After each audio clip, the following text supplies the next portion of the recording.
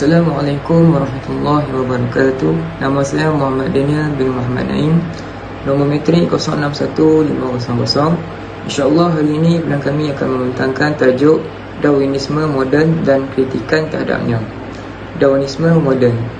Bagaimana wujudnya Darwinisme moden ini adalah ianya melibatkan teori yang diperkenalkan oleh Darwin. Teorinya tersebut membuatkan Darwin mendapat pelbagai kritikan dan telah memberi kesan yang besar terhadap keruntuhannya. Setelah itu, muncul pula beberapa golongan pengkaji yang meneruskan teori Darwin tersebut. Golongan pengkaji tersebut telah membina satu teori baru yang disebut Darwinisme moden, dan ianya dianggap pembetulan naskah daripada teori Darwin.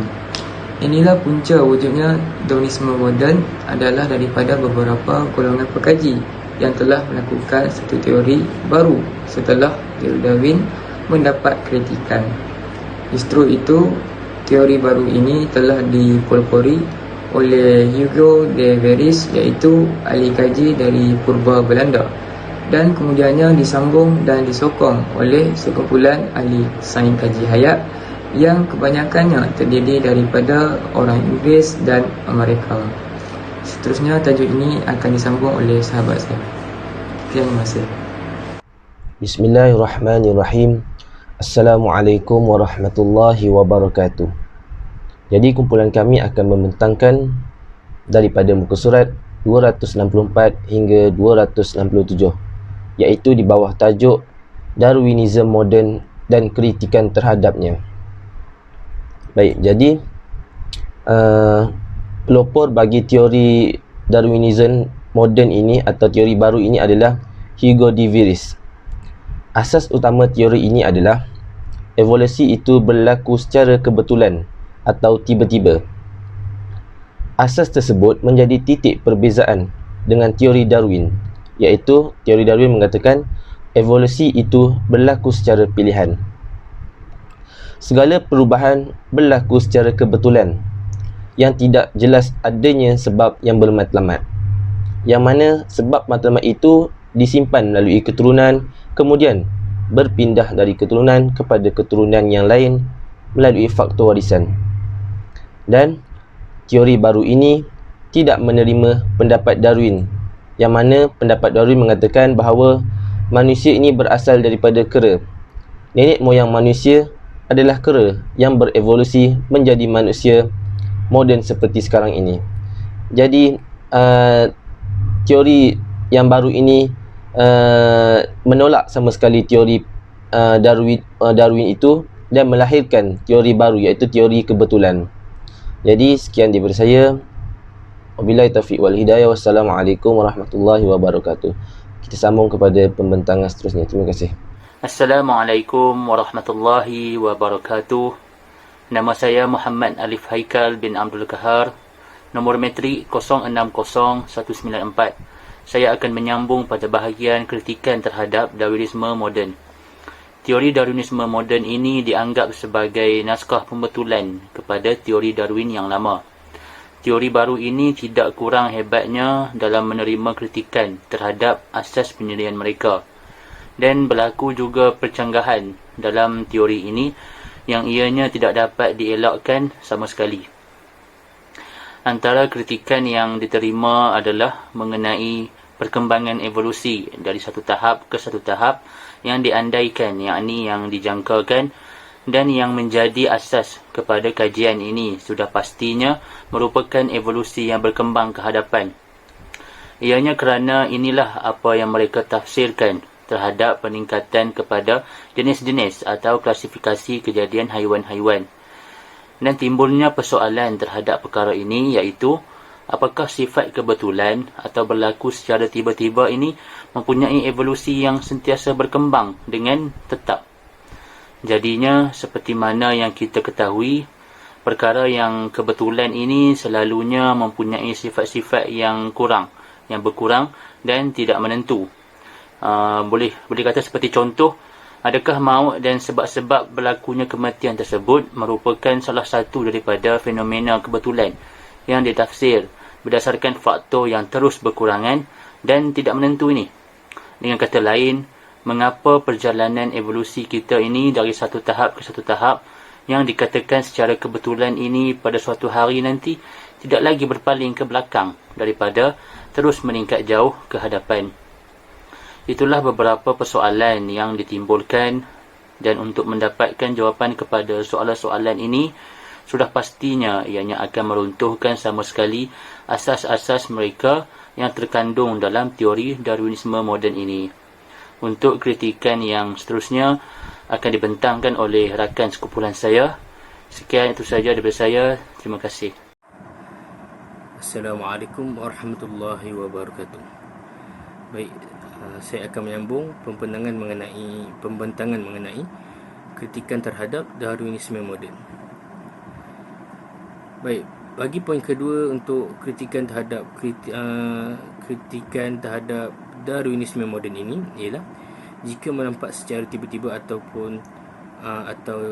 evolusi secara tiba-tiba atau secara kebetulan itulah yang menguasai perubahan dan perkembangan dalam kejadian sesuatu haiwan itu, maka apa perlunya lagi untuk mengandaikan kelahiran haiwan daripada asal yang satu. Ini seperti yang kita ketahui bahawa andaian ini hanya dapat diterima oleh pendukung-pendukung dan peminat-peminat bagi teori Darwinisme moden ini. Ianya kerana diasaskan kepada adanya gejala persamaan atau keserupaan yang meninggi seperti yang diperhatikan oleh mereka dalam kejadian sesuatu kehidupan, iaitu dengan pemerhatian dan menyebabkan mereka mengemukakan prinsip pemilihan dan penapisan yang lebih layak. Antara contoh yang mereka melihat dari segi persamaan ialah persamaan antara manusia dengan monyet yang mereka lihat. Apabila prinsip ini sudah dijatuhkan atau diruntuhkan oleh andaian kebetulan, maka mereka terpaksa melupakan fenomena keserupaan yang meninggi ini, seperti yang dapat dilihat pada jenis-jenis klasifikasi kejadian kehidupan atau haiwan tersebut. Berikutnya, andaian atau hipotesis bahawa segala kejadian hidupan haiwan ini berasal dalam teori Darwinisme moden ini tergandungnya faktor-faktor yang boleh meruntuhkan teori evolusi Darwinisme tersebut daripada akar umbinya sendiri. Baik, sekian daripada saya. Assalamualaikum warahmatullahi wabarakatuh. Bismillahirrahmanirrahim. Assalamualaikum warahmatullahi wabarakatuh. Saya Muhammad Haziq Azri bin Zulkifli dan nombor matrik saya adalah 060323. Baiklah, hari ini saya akan menerangkan tentang kritikan-kritikan yang berlaku terhadap Darwinisme moden, iaitu poin yang ketiga. Kritikan yang pertama adalah ianya tiada dalil ataupun bukti yang jelas yang mengatakan bahawa adanya evolusi yang berlaku di dalam sesuatu spesies itu ataupun undang-undang warisan. Dan ungkapan ataupun frasa yang mereka gunakan iaitu berkembang secara kebetulan. Ianya adalah satu ungkapan yang hanya tidak lain dan tidak bukan adalah untuk menutup segala kelemahan-kelemahan hujah mereka.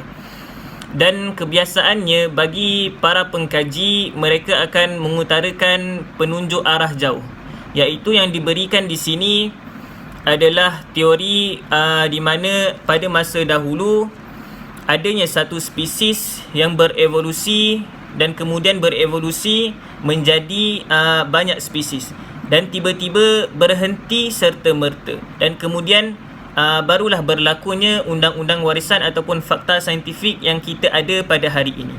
Maka di sini terbukti bahawa teori-teori yang ada pada Darwinisme moden ini hanyalah tidak lain dan tidak bukan adalah mitos semata-mata. Sekian daripada saya. Assalamualaikum. Assalamualaikum warahmatullahi wabarakatuh. Jadi akhir sekali saya akan membentangkan tentang kesimpulan daripada keseluruhan teori. Inilah keseluruhan rumusan atau kesimpulan daripada pendapat-pendapat dan aliran-aliran yang moden yang saling bercanggah dan saling menasahkan di sekitar andaian atau hipotesis evolusi nisbah kepada kejadian haiwan umumnya dan manusia khususnya. Dari sudut ilmiah, apakah yang dapat dirakam daripada teori tersebut? Jadi mari kita lihat. Yang pertama, idea tentang evolusi dan prinsip-prinsip yang berkaitan seperti prinsip pemilihan yang lebih layak atau lebih kuat dan seumpamanya masih berada dalam tahap hipotesis, di mana pendalilan dan pembuktian masih bercanggah. Segala yang diperkatakan atau ditulis tentangnya masih tidak melewati batas percubaan yang terputus dan kajian-kajian berasingan yang menambahkan lebih banyak lagi kemusykilan daripada penyelesaian. Yang kedua, tabiat persaingan dan pertarungan seperti yang kita bentangkan dalam teori ini adalah bersifat kebingungan dan ketidaktentuan dalam suatu mauduk yang tertutup. Malah bukannya bersifat manhaji atau bermetod untuk memahami suatu perkara yang diketahui hakikatnya, terbatas daerah dan saiznya. Yang terakhir sekali iaitu yang ketiga, berdasarkan perkara tersebut, maka tidak selayaknya lah kita membuat penentuan hukum ke atas kajian yang sedemikian. Seterusnya, tidak seharusnya kita menyifatkannya sebagai satu hakikat ilmiah yang memaksa akal agar mengakui dan menerimanya. Kritikan dan sanggahan yang silih berganti kepada teori ini menjadi bukti yang jelas kepada hakikat tersebut. Sekian, terima kasih.